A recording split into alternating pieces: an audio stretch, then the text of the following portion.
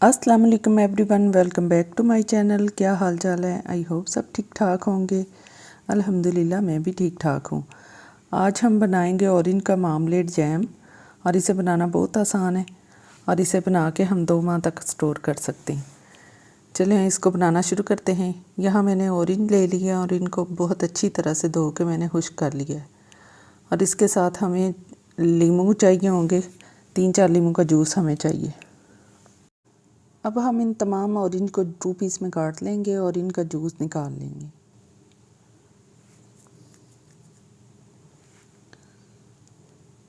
तो मैंने सारे किन्नों काट लिए हैं, अब हम इनका जूस निकाल लेते हैं।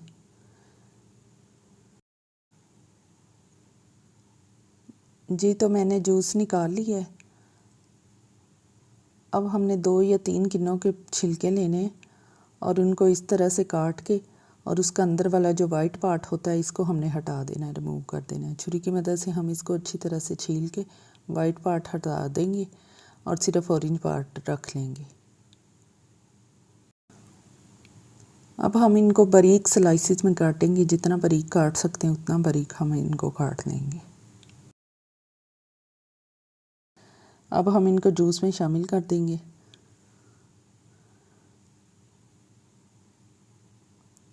इसके बाद हमने 3 या 4 किन्नों लेने हैं और उनको हमने छील लेना है। छील के उसके सारे पीसेस अलग कर लेने हैं। जी तो देखें मैंने सारे पीस अलग कर लिए। अब एक पीस लेंगे और इसका ऊपर से बारीक छिलका जो वाइट कलर का होता है इसको हम रिमूव कर देंगे और सिर्फ हमें पल्प चाहिए। तो ये सारा छिलका अच्छी तरह से रिमूव कर देंगे और इसको छोटे पीसेस में काट लेंगे। इसी तरह हम सारे किन्नों का पल्प तैयार कर लेंगे।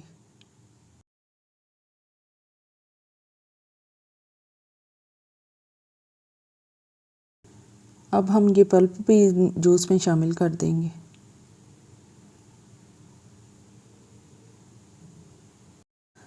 अब हम इन तमाम चीज़ों का वेट करेंगे और जितना वेट इनका होगा हम चीनी का वेट भी उतना ही रखेंगे। अब हमने एक बर्तन लेना है और उसको चूल्हे पे चढ़ा देना है और उसके अंदर ये तमाम चीज़ें शामिल कर देनी है और इसको पकने के लिए रख देना है।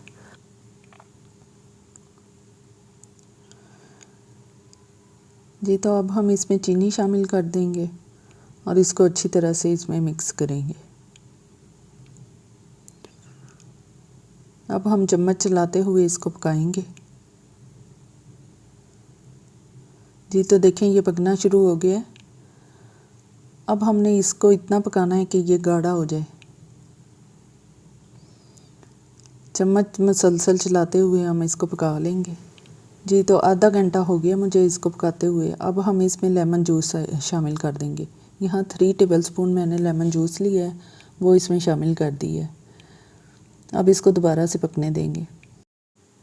जी तो ये पक चुका है। अब हम इसको चेक करेंगे, एक प्लेट में डालेंगे और इसको थोड़ा सा ठंडा होने देंगे। इसके बाद देखें हम उंगली लगा के देखेंगे इसमें पानी बिल्कुल नहीं है, ये पक चुका है। अब हम चूल्हे को बंद कर देंगे और इसको ठंडा कर लेंगे। अब हमने इसको शीशे के जार में डाल के महफूज कर लेना है।